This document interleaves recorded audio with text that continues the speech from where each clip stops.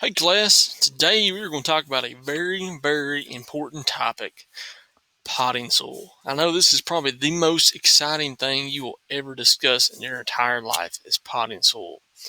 So let's get into it. So what is soil? Why is it different than dirt? Is it different than dirt? So first let's tackle what's potting soil or what is soil?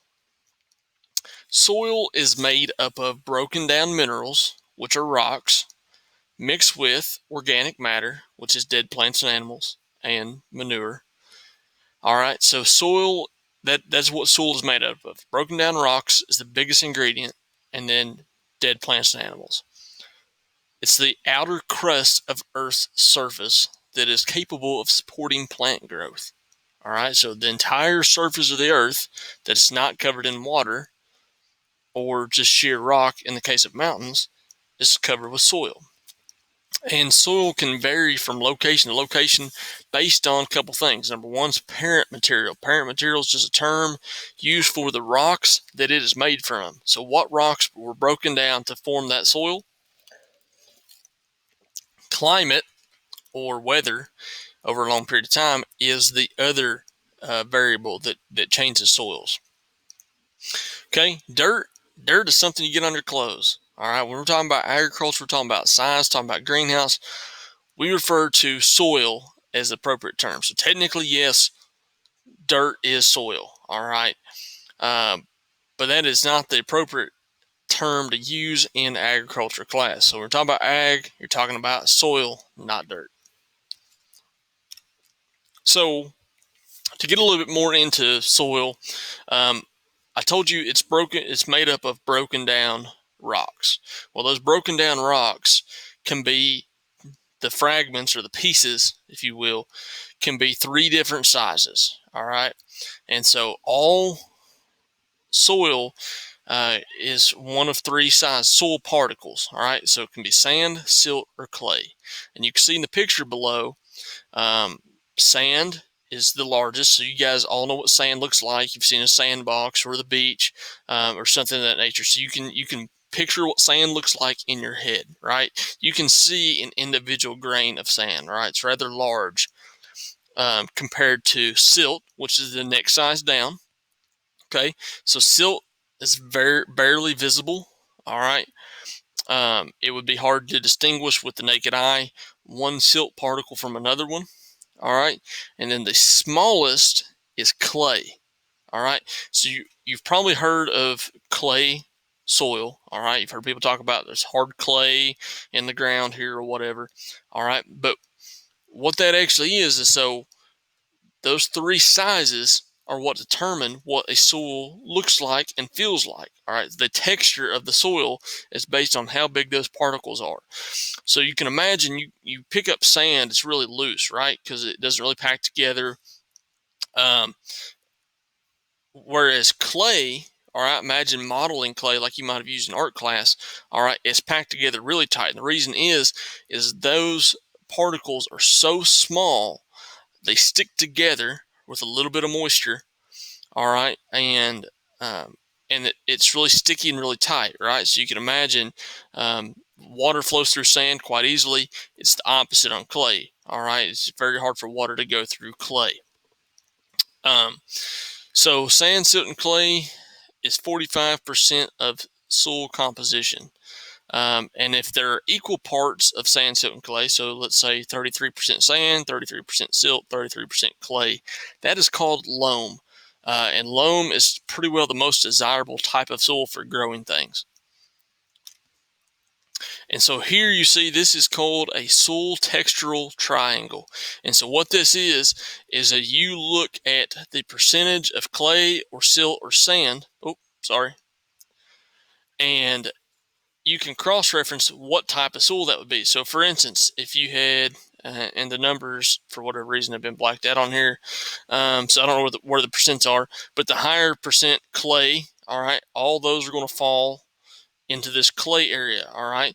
If you come down to this corner where you have more silt, all right, you're going to find silt clay, silty clay loam, silt loam, or just silt if you're closer to the 100%, all right. And closer, more sand, you'll have sandy clay loam, sandy loam, loamy sand, because that's not confusing. Sandy loam, loamy sand, and then just pure sand. And so each one of these will feel different.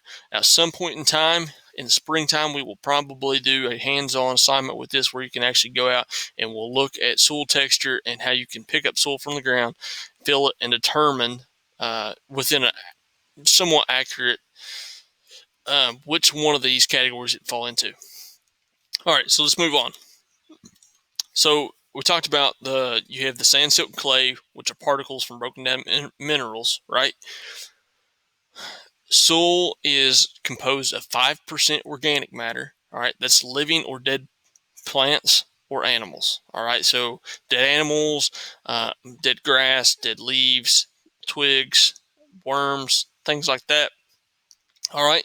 And then you also have 25% air. So you don't think about it, but there's air because there are space in between all that stuff inside the soil.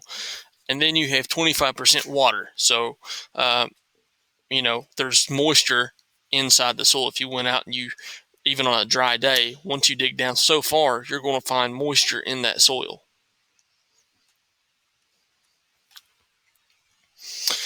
Now, this says soil is not used very often in the production of floriculture crops or greenhouse crops because it's heavy, it has weeds in it.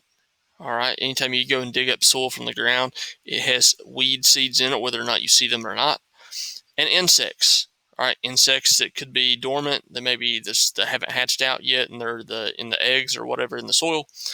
So hold on a second. So this says soil is not used often in greenhouse crops, and that is because potting soil that we use in the greenhouse, growing mix, growing soil, potting mix, whatever you want to call it, is considered a soilless mix.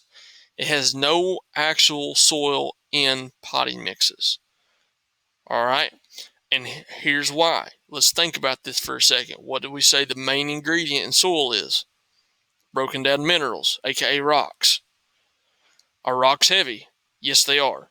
So even though they're broken down and they're in little pieces, soil is still heavy. All right. If you went and you dug with a shovel and you filled up a 5-gallon bucket of soil from the ground, it would be very heavy compared to a 5-gallon bucket full of potting mix. All right. And so that's one of the main reasons we don't use real soil from the ground. All right. So your life has probably been changed at this point to know that potting soil is not actually soil. And now I'm going to explain what it actually is. Okay. So what is in potting soil, which is also called a soilless mix? All right. There's basically 4 main ingredients, and they can come in a number of different mixtures. But basically, you have some type of an organic substance. A base is either going to be peat moss, which is this stuff right here. It grows in these swamps up in Canada, and they let it die, and then they vacuum it up, and it's just kind of a not powdery, but a really fine, really light material. The second most used base, so to speak, is shredded tree bark. So you see here in your picture, this is kind of some bigger pieces. Sometimes they will mix those two things together. Sometimes it's only one or the other. There's lots of different mixes out there for lots of different types of plants, different types of growing, so on and so forth. Then you have, a lot of times you'll see this white stuff in potting soil, and a lot of people think that is fertilizer because at first glance that's what it looks like, and that is not fertilizer. Okay, that is a material called perlite. Perlite is there for one reason. It's to help add air into that mix. All right, so this is really light. When you pick it up, it crumbles. It almost has a styrofoam-ish type feel. It's not styrofoam. This is actually made from a type of rock, and what they do is they heat the rock up, and when that rock gets hot, it bursts open, and this falls out of the inside, from what I understand. I've never seen that, but that's what I was told when I worked in the greenhouse industry.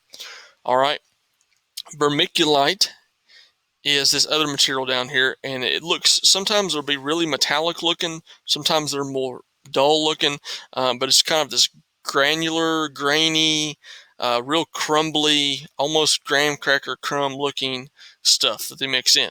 And they mix in vermiculite to help add moisture into the potting mix. All right. And so there's some other ingredients they'll occasionally add. Sometimes they will treat the peat moss with different chemicals to help add moisture. All right, because peat moss on its own does not absorb moisture really well. That's why we add this other stuff.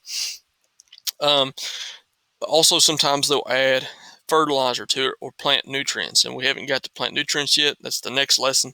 All right, but we'll get there. But so that is what's actually in potting soil. Okay, none of this came from rocks, right?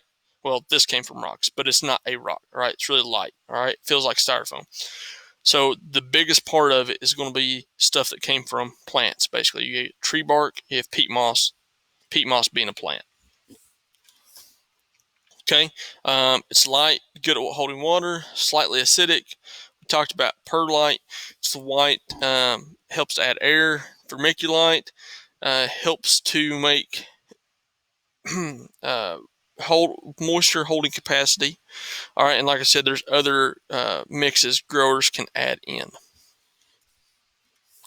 Okay, so the advantages of a soilless mix or potting soil, it's uniform. You absolutely know everything that's there. Okay, whereas when you go and scoop dirt up out of the ground, even though you might take one shovelful from 3 feet away, those could be totally different. All right, they're not necessarily uniform. So they don't vary in components or texture or nutrients. And so that's very important when they're trying to get everything growing in the greenhouse uniform. Also, the mix is sterile. What I mean by that is it has been typically treated with really high temperatures, so that if there was any seeds from weeds possibly in it or insects, it will kill them. All right, so there are not going to be as many in there from the get-go. All right, because they're not living inside peat moss. Potentially, you could have insects in tree bark though, and so it's sterile. You don't have to worry about planting things with potting soil and then having weeds grow up in your pots. All right, and soilless mixes can be manipulated to improve the drainage and moisture holding capacity. So you can get the mix just right. So some plants need soil to be a little bit more dry, some need to be a little bit more wet, and so you can adjust things specific to the plant. So a term that you need to understand is growing media or growing medium, and that is the material in which the roots of the plant grow. So this could be soil, this could be potting soil, depending on what you're growing. Both of those are growing medias or growing mediums, right? And so the jobs of that are to supply nutrients to the plant, anchor the roots to something, contain air, and hold moisture. All right. Now, there are other types of growing media besides potting soil and soil from the ground. When you get into hydroponics, all right, you're using a growing media that is neither of those things. We'll talk about hydroponics later on in class, but we're not going to get into that quite yet. That is it. That is everything you effectively need to know about potting soil at this point in time.